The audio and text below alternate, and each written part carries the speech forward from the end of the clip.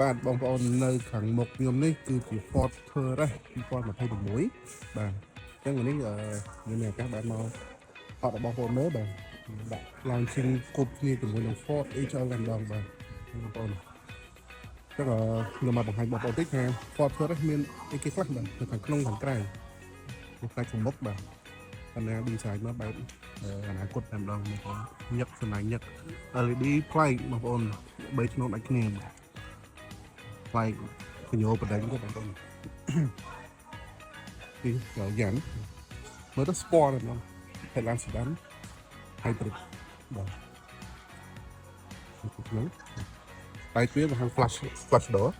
តែវាលឹបលៀនបងប្អូននៅក្នុងវាសាច់តែមាន line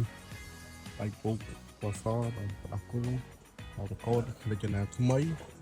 ប្លែកចម្ដងបងប្អូនតែឃើញចរនេះលើផតតែចរនេះហ្នឹងឲ្យចុចបាទពុកមាន design មានរុនខ្យល់ពីខាងក្នុងបងប្អូនខាងក្នុងតិចតែមួយម្ដង hybrid អត់មានចុចស្មានហ្មងបាទអែមែនតើមាន detail ខ្លាយ interface ក៏យ៉ាងខ្លាយបងប្អូនតែយល់អីមើលទៅ design បាទ interface ស្អាតmodel ផ្សេងៗបងប្អូនហើយនឹង wireless charge មានភ្លើងនៅនេះបាទ update មួយបាទ color មួយតែតូនជាមួយនឹង AC បាទយើង design មកយ៉ាងខ្លាំងទៀតបង AC បងប្អូនចង់មួទឹកឆ្លើងមួយអីបាទអង្គឡើងលើកាហ្វូ250បងប្អូនខាញ់មកអានេះអត់ចុចទេបងប្អូននេះខាច់ទេបាទបងប្អូនមិនឃើញខាច់ទេបងប្អូនខាច់ screen ហ្នឹងបាទនេះ drive mode បងប្អូន drive mode បងប្អូនចុចមកទៅលើនេះខ្ញុំមាន3 mode បងប្អូនមាន normal មាន eco ហើយនឹង sport mode អែមបងប្អូនអែមណាកាមេរ៉ា360ទៅមែនបងប្អូនអែមគេច្បាស់ចាស់ខ្ញុំមើលយូ180ដឺក្រេតែអីក្តៅតែអីទៀតមានចប់គិតបាទអានេះ violation អីទៀតការ design អែមតែต้องមើល interior ភ្លើងអីសេរីបានបងប្អូនអត់បញ្ហាដាក់បរិយាកាសស្រេបទៅដល់នេះ design ស្អាតបងប្អូន screen ស្អាត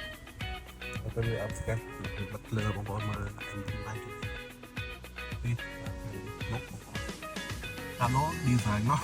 បាសនៅខាងមុខនេះតាមដងបាទ surround sound ណា B&O តែវា resolution ដូច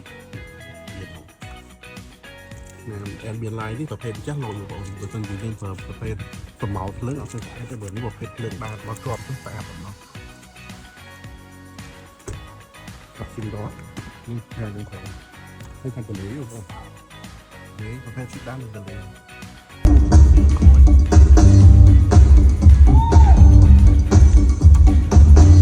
ยานไอ้ประเภทดีกว่ายานนี่ประเภทดับผมม้วนแบบนี่ไปกันขอยการขายกันขอยโกไฟอย่างไรจัง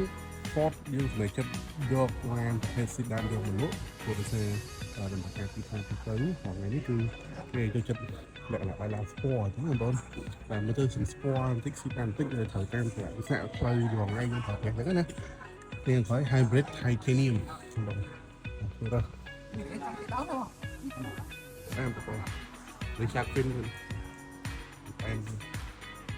ខ្ញុំជុំមកដល់ខ្ញុំទៅជាងបងប្អូននេះពណ៌នៅក្នុងមកពណ៌នេះក៏ខ្លាំងខ្លាំងបងប្អូនតែស្មៅបាទចឹងខ្ញុំមានប៉ុណ្្នឹងតែទៅជាមួយនឹង Ford Taurus បាទតែតិចខ្ញុំបានបន្តទៅតាមខ្ញុំតិចទេបើចង់ឲ្យបងប្អូនមើលថាការ design គេមកមានអីខ្លះ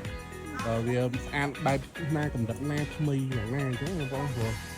ប្រភេទ sedan នេះយើងធ្លាប់យកមកភាសាឲ្យយូរហើយអញ្ចឹងបងប្អូនតែឥឡូវនេះយើងសម្រាប់ចិត្តយកមកចូលទីផ្សារដល់ Ford ភាសាទៀតបាទហើយបងប្អូនបានតាមថា Ford ក៏មាន sedan លក់ដែរមិនមែនប្រភេទ pick up SUV ទេបងប្អូនមានគ្រប់បងតាឡា Ford ក៏មានដែរបា